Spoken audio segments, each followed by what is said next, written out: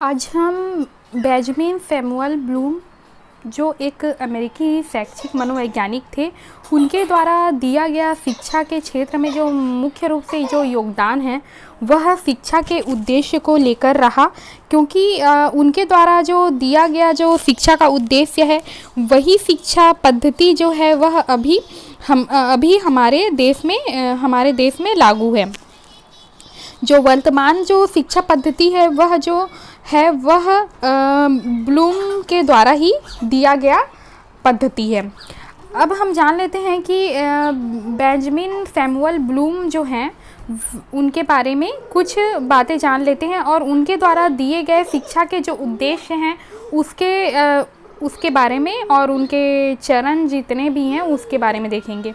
तो Benjamin Samuel जो Bloom हैं वे एक अमेरिकी शैक्षिक मनोवैज्ञानिक थे, जिन्होंने शैक्षिक उद्देश्य के वर्गीकरण और महारत सीखने के सिद्धांत में योगदान दिया। ब्लूम ने अपनी पुस्तक टैक्सोनॉमी ऑफ एजुकेशन ऑब्जेक्टिव्स में ब्लूम का वर्गीकरण किया, जो कि वर्तमान की शिक्षा ब्लूम के वर्गीकरण पर ही संचालित होती है। ब्लूम टैक्सोनॉमी 1956 में प्रकाशित हुई। ब्लूम के वर्गीकरण को शिक्षा के उद्देश्य के नाम से जाना जाता है। तो अब जान लेते हैं ब्लूम टैक्सोनॉमी क्या है। What is Bloom taxonomy?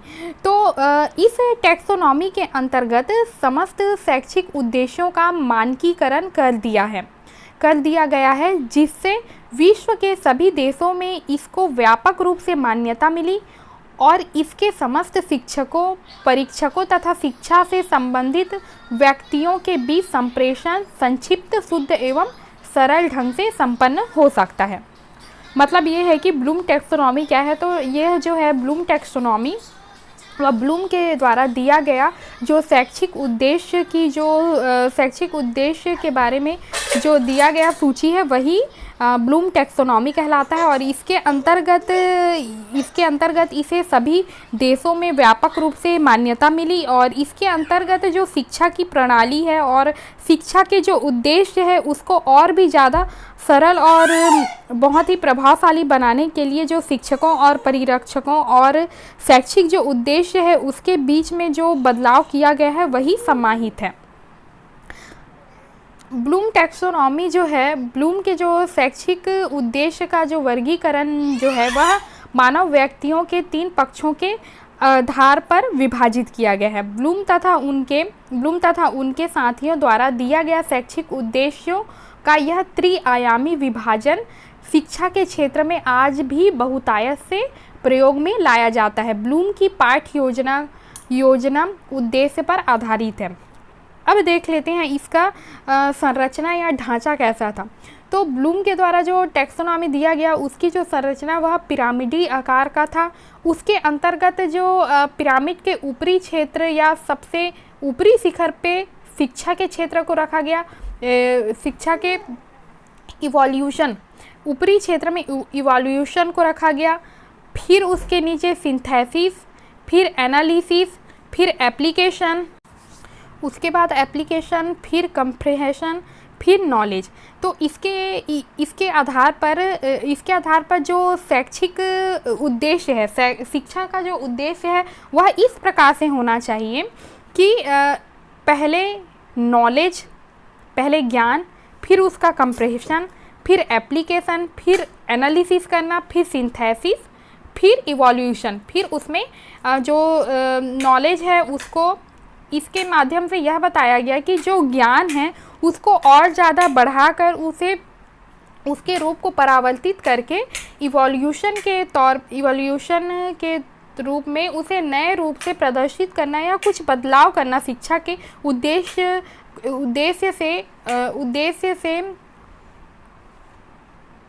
के अकॉर्डिंग कुछ परावर्तन करना या इवोल्यूशन करना। तो ये नॉलेज जो है वह लोअर ऑर्डर के अंतर्गत आएगा और फिर इससे धीरे धीरे जो बदलाव होगा शिक्षा का जो मूल संरचना में जो बदलाव या उसे और भी ज़्यादा आकर्षक बनाया जाता है और उसकी जो पद्धतियों को चेंज करके जो नया रूप में परावर्तित किया जाएगा तो वह हायर ऑर्डर में आ जाएगा। अब देख लेते हैं, B.F.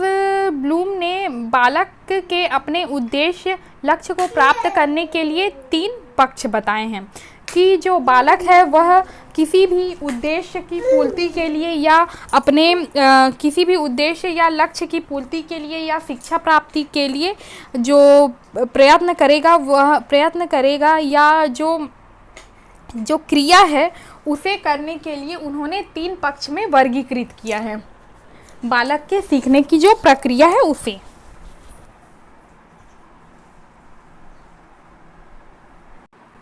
इसके अंतर्गत उन्होंने जो पहला पक्ष रखा है वह ज्ञानात्मक पक्ष या कॉग्निटिव डोमेन। तो अब जान लेते हैं कि कॉग्निटिव डोमेन होता क्या है या ज्ञानात्मक पक्ष क्या है। तो इसका वर्गीकरण ब्लूम ने 1956 में किया था।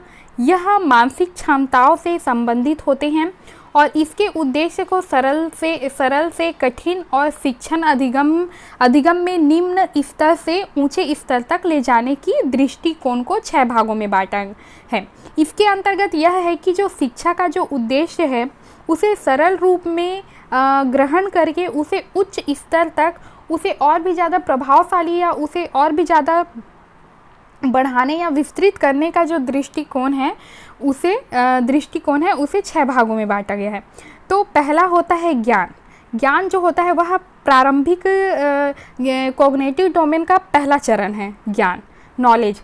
इसमें बच्चों को आंकड़े जानकारी को याद करना, प्रत्यास्मरण आदि कराने का प्रयास किया जाता है। मतलब ज्ञान के माध्यम से किसी भी यह जो शिक्षा का जो पहला चरण कहलाता है, इसके अंतर्गत किसी भी बालक को सरल भाषा में या सरल रूप में किसी भी विषय वस्तु के बारे में उन्हें बस बताया जाता है, उनके बारे में जानकारी दी जाती है, जानकारी देने का प्रयास किया जाता है। फिर है बोध में क्या होता है, इसमें बच्चों को ज्ञान कराया जाता है, उसकी समझ विकसित की जाती है, जैसे अर्थ को समझाना, समस्याओं की व्याख्या करना। इसके अंतर्गत जो बोध होता है या कंप्रिहेंशन होता है, इसके अंतर्गत बच्चों को बोध कराया जाता है या जानकारी को केंद्रित या याद कराया जाता है। मुख्य रूप से यह कह सकते हैं कि किसी भी चीज़ को या किसी भी वस्तु के बारे में यह याद कराया जाता है कि यह ऐसा होता है, इस तरीके से बच्चों को समझाया जाता है। और समस्या की व्याख्या करना, इसके अंतर्गत जो समस्याएं हैं या किसी समस्या है उसके बारे में बताया जाता है कि यह इस तरह की मतलब किसी भी विषय वस्तु के समस्या के बारे में बताया जाता है कि या समझाया जाता है कि इस तरह से अगर होगा तो हमें ऐसा होता है तो हम क्या करेंगे, इस प्रकार से। फिर है अनुप्रयोग में क्या होता है, यह तीसरा चरण है। इसमें आत्मसात किए गए ज्ञान को परिस्थिति के अनुसार प्रयोग किया जाता है, जैसे जांच करना, गणना करना या प्रदर्शित करना आदि।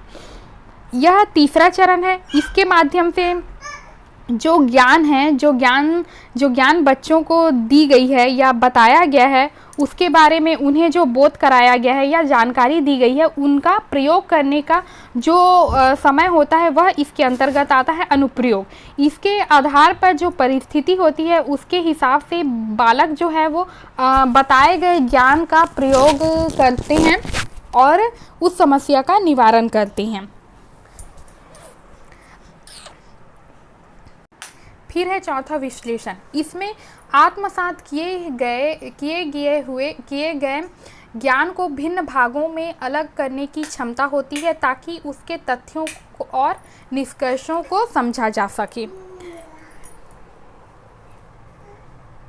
अब है संश्लेषण। इसमें नए अर्थ पर जोर देकर हिस्सों को जोड़कर संपूर्ण बनाया जाता है, अर्थात कॉन्सेप्ट एंड रूल के आधार पर अपने उसमें से कोई अपने अकॉर्डिंग कॉन्सेप्ट निकालना, जैसे तर्क देना, वाद विवाद करना या निष्कर्ष देना।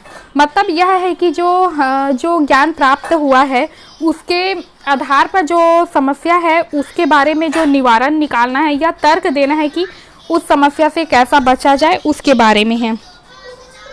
फिर है मूल्यांकन करना। मूल्यांकन करना में ये है कि इसमें सीखे गए ज्ञान का मूल्यांकन किया जाता है कि कितना सीखा है। मतलब ये है कि कोई भी समस्या जो हमें दिया गया है उसका जब हम निवारण कर लेते हैं अपने तर्क के या अपने ज्ञान के अकॉर्डिंग, तब उसका मूल्यांकन किया जा सकता है कि हमने सही रूप से उस समस्या का निवारण किया है कि नहीं। फिर है भावात्मक उद्देश्य। भावात्मक उद्देश्य जो है वो ब्लूम के टेक्सोनॉमी के अंतर्गत जो भावात्मक उद्देश्य का निर्माण है क्रयवाल एवं मारिया ने 1964 में किया था। इसमें भी तरीके शामिल होते हैं जिनसे हम भावनात्मक रूप से सामना करते हैं। इन्होंने छात्रों के भावनात्मक पक्ष पर ध्यान देते हुए कुछ प्रमुख बिंदुओं को हमारे सम्मुख रखा, और भावात्मक पक्ष से तात्पर्य है कि उस प्रत्यय टॉपिक के प्रति छात्रों के भावनात्मक गुस्सा, प्यार, चिढ़ना, उत्तेजित होना, रोना आदि रूप का विकास करना है। भावनात्मक उद्देश्य का मुख्य जो उद्देश्य है वह यह है कि जो बच्चों के भावनाओं का पता करना, किसी भी विषय वस्तु है या किसी भी चीज़ के प्रति उनका जो भावना है, गुस्सा है, प्यार है, चिढ़ना है, ये सब बातों का पता करके उनके विकास की जो प्रक्रिया है उसको और भी अधिक तीव्र करना। भावनात्मक पक्ष जो है उसके 5 भागों में बांटा गया है, जिसमें पहला है आग्रहण या ध्यान देना, दूसरा है अनुक्रिया, तीसरा आकलन, चौथा संगठन, पांचवा मूल्यों का चरित्रकरण या विशेषीकरण। मतलब यह है कि आग्रहण या ध्यान देना, पहला जो है आग्रहण या ध्यान देना, तो इसके अंतर्गत बच्चे की जो एक्टिविटी है, भावनात्मक एक्टिविटी है या भावनात्मक रूप से उसकी जो प्रतिक्रिया है उसको ध्यान दिया जाता है। दूसरा है अनुक्रिया। अनुक्रिया के अंतर्गत उसकी जो एक्टिविटी है उस पर ध्यान दिया जाता है कि उसकी जो भावना है या चिढ़ रहा है उस पे उसकी जो उसके संवेगों को ध्यान दिया जाता है। तीसरा है आकलन। उसके जो स्वभाव है, बच्चे के भावनात्मक स्वभाव के हिसाब से उसका आकलन किया जाता है। संगठन के माध्यम से उसमें जो समस्यात्मक कुछ कारण होते हैं उसके बारे में आकलन किया जाता है। फिर पांचवा है मूल्यों का चरित्रीकरण या विशेषकरण। इसके माध्यम से बच्चे के विशेष रूप से उसके चरित्र का निर्माण किया जाता है। उसके जो भावनात्मक पक्ष की जांच करने के बाद जो उसकी कमी होती है उसे दूर करके उसमें उत्तम दर्जे के चरित्र का निर्माण किया जाता है। अब है तीसरा क्रियात्मक पक्ष। इसमें शारीरिक हलचल, मोटर स्किल के क्षेत्र आदि शामिल होते हैं। क्रियात्मक पक्ष को भी 6 भागों में बांटा गया है जो इस प्रकार है। पहला है सहज क्रियात्मक अंग संचालन, दूसरा आधारभूत अंग संचालन, तीसरा शारीरिक योग्यता, चौथा प्रतियेक्षीकरण योग्यता, पांचवा कौशल युक्त अंग संचालन, छठवां है सुसंबद्ध सांकेतिक